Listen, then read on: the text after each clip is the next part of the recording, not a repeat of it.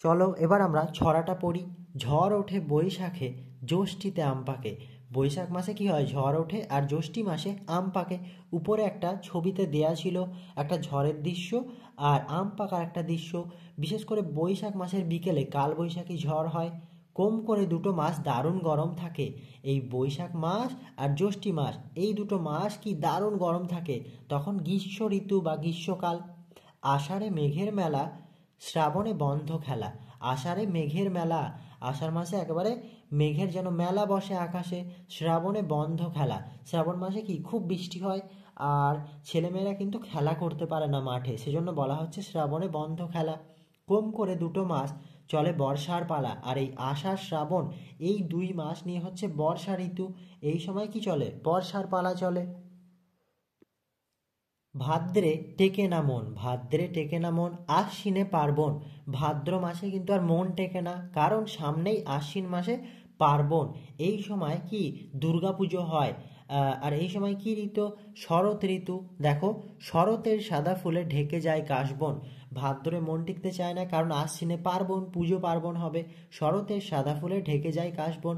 আর এই সময় শরৎকালের সাদা ফুলে, সাদা ফুল বলতে কি কাশ ফুলে একেবারে ঢেকে যায়। নদীর ধারে দেখবে কাশ ফুল একেবারে ফোটে, এই যে দেখো এখানে ছবিতে দেয়া রয়েছে।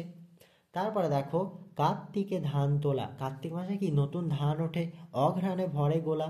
আর অঘ্রাণ মাসে কি সেই ধানগুলো একেবারে চাষিরা গোলায় তুলে ফেলে। ধান রাখার একটা জায়গা থাকে, সেটাকে গোলা বলা হয়। হেমন্তে হিম লেগে গোবিন্দ গাল ফোলা। আর এই হেমন্তকালে কি হয়, হেমন্তকালে হিম লেগে অর্থাৎ ঠান্ডা লেগে যায়, গোবিন্দ গাল ফোলা। আর শিশুদের আর বড়দের অনেক সময় গাল ফুলে যায়, সেটাকেই বলা হচ্ছে গোবিন্দ গাল ফোলা। তাহলে তোমরা আরেকটা জিনিস দেখে নাও, এই যে ভাদ্র আর আশ্বিন এই দুটো মাস নিয়ে হচ্ছে শরৎকাল। আর দেখো, কার্তিক আর অঘ্রাণ এই দুটো মাস নিয়ে হচ্ছে কি হেমন্ত ঋতু। তারপরে দেখো বলা হচ্ছে পৌষের কাঁথা গায়ে।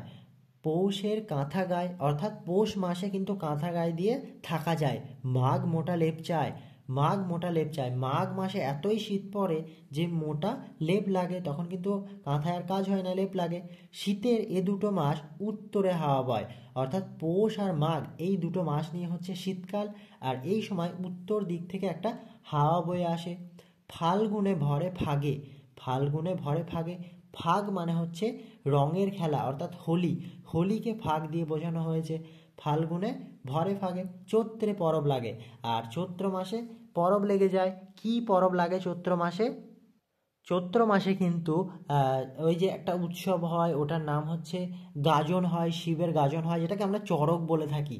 ওই পরবটা কিন্তু তখন লাগে। বসন্তে ফুল নিয়ে মধুমাস রাত জাগে, বসন্তে ফুল নিয়ে মধুমাস রাত জাগে। তাহলে এই ফাল্গুন চৈত্র এই দুটো মাস নিয়ে হচ্ছে বসন্ত ঋতু। আর এই সময় কি হয়, গাছের সবুজ পাতা, নতুন পাতা বার হয়। আর গাছগুলো কিন্তু কিসে, ফল ফুলে একেবারে ভরে যায়, বিশেষ করে ফুলে ভরে যায়। সেজন্য বলা হচ্ছে বসন্তে ফুল নিয়ে মধুমাস রাত জাগে। এই যে চৈত্র মাস, বসন্ত ঋতু, এটাকেই চৈত্র মাসকে বলা হয় মধুমাস। এই সময় কি ফুল ফোটে, কোকিল ডাকে, আরও বিভিন্ন ঘটনা কিন্তু ঘটে, তাই এটাকে মধুমাস বলা হয়েছে, মধুমাস রাত জাগে। তাহলে এই ছড়াটা আমি তোমাদের ভালো করে পড়ানোর চেষ্টা করলাম, আশা করি প্রত্যেকে বুঝতে পেরেছো। এবার এরই কিছু প্রশ্ন পরের পাতায় রয়েছে, ৮৬ পাতায়, সেগুলো আমরা সমাধান করব। ৮৬ পাতা শুরুতেই দেখবে প্রথমে রয়েছে শব্দার্থ অর্থাৎ শব্দের অর্থ। দেখো, দারুণ, দারুণ মানে ভীষণ বা প্রচণ্ড, দারুণ মানে ভীষণ বা প্রচণ্ড। পালা, পালা মানে পর্যায়, পালা মানে কি পর্যায়, পর পর যেটা আসে সেটাকেই পালা বলা হয়। পার্বণ, পার্বণ মানে কি উৎসব, পার্বণ মানে উৎসব। অঘ্রাণ, অঘ্রাণ শব্দের অর্থ হচ্ছে অগ্রহায়ণ। অঘ্রাণ মুখে আমরা বলে থাকি, কিন্তু ওটা আসলে অগ্রহায়ণ মাস। এটা একটা কি মাসের নাম। গোলা, যেখানে ধান জমা করা হয়, আগে তোমাদের বলে দিলাম ধান রাখার জায়গাকে গোলা বলা হয়।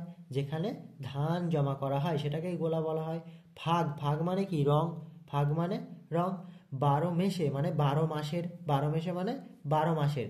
জ্যৈষ্ঠী, জ্যৈষ্ঠী হচ্ছে জ্যৈষ্ঠ, যেটা একটা মাসের নাম। এগুলো তোমরা বানান করে করে ভালো করে পড়ে নেবে। তারপরে দেখো হাতে কলমে আরও কিছু প্রশ্ন রয়েছে। একের দাগে বলা হচ্ছে নিচের কোনটি মাসের নাম আর কোনটি ঋতুর নাম তা আলাদাভাবে লিখি। এখানে দেখো একটা ছকে কিছু নাম দেওয়া রয়েছে, কোনটা মাস আর কোনটা ঋতু আলাদা করতে হবে। দেখো বৈশাখ, বৈশাখ তো মাসের নাম, তাহলে মাসের ঘরে বসাবে, আমরা লিখে নিয়েছি, তোমরা লিখে নেবে। এরপর দেখো রয়েছে হেমন্ত, হেমন্ত তো একটা ঋতু, তাই এটা ঋতুর ঘরে বসবে।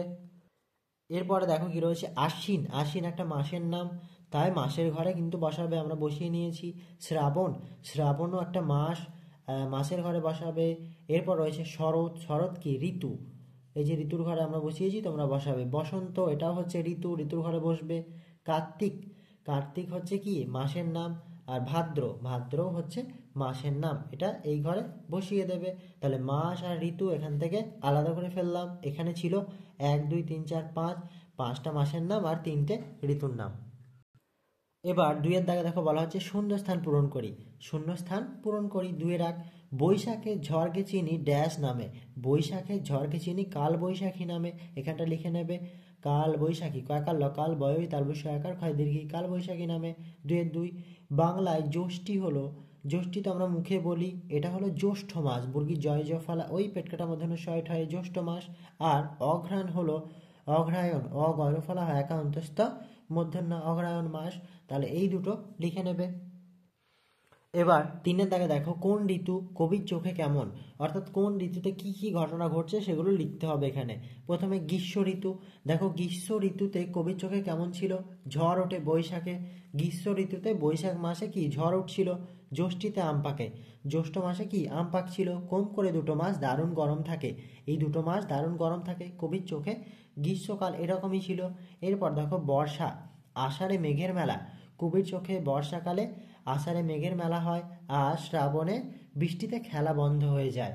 তাহলে আষাঢ় আর শ্রাবণ এই 2 মাস কবির চোখে বর্ষা, এই সময় এই ঘটনা কিন্তু ঘটে, তোমরা লিখে নেবে আর পড়ে নেবে।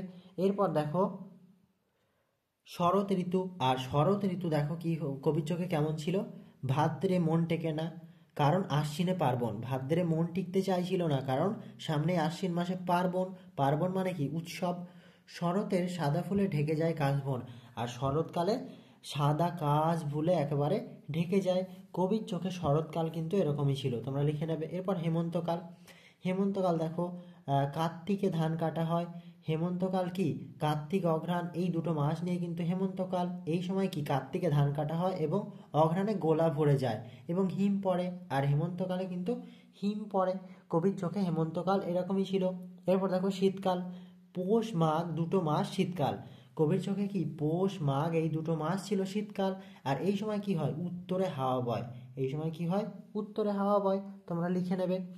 এরপর দেখো কবির চোখে বসন্ত কেমন ছিল, ফাল্গুন চৈত্র 2 মাস বসন্ত, কবির চোখে ফাল্গুন চৈত্র মাস 2 বসন্ত, এই সময় কি নানান ফুল ফোটে এবং ফাগ অর্থাৎ রঙের খেলায় লোকজন মেতে ওঠে, তাহলে এইটা তোমরা লিখে নেবে, কবির চোখে বসন্ত এরকমই ছিল, আর পড়ে নেবে। এরপর 4-এর দাগে দেখো বিপরীত শব্দ লিখি, 5-এর দাগে বাক্য রচনা করি, এই দুটো আমরা অন্য একটা পাতায় করেছি, তোমরা দেখে নাও। 4-এর দাগে ছিল বিপরীতার্থক শব্দ লিখি, অর্থাৎ বিপরীত শব্দ লিখতে হবে। প্রথমে ছিল পাকা, পাকার বিপরীত কি কাঁচা, কয়জন দেখা জায়গার কাঁচা, পাকা কাঁচা। তারপর ছিল গরম, এর বিপরীত ঠান্ডা, কম এর বিপরীত কি বেশি, রাত এর বিপরীত দিন। এ কটা তোমরা লিখে নেবে, আলাদা জায়গায় ভালো করে লিখে নেবে কারণ ওখানে জায়গা নেই। এরপরে ছিল বাক্য রচনা করি, কিছু শব্দ দেয়া ছিল সেগুলো দিয়ে আমাদের বাক্য লিখতে হবে।